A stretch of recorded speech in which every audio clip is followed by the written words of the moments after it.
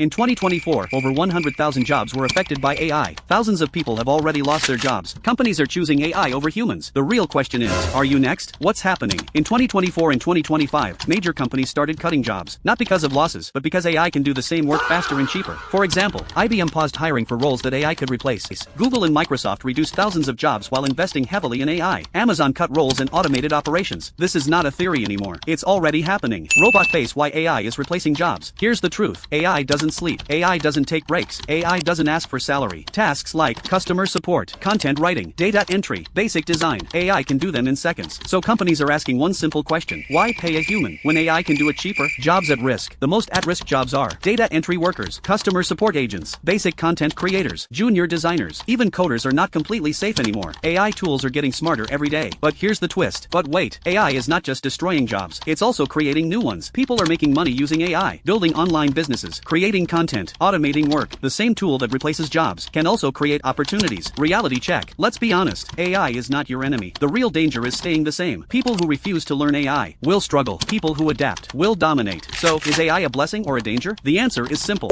It depends on you. You either use AI or get replaced by it. Subscribe if you want to stay ahead in the AI era, not fall behind.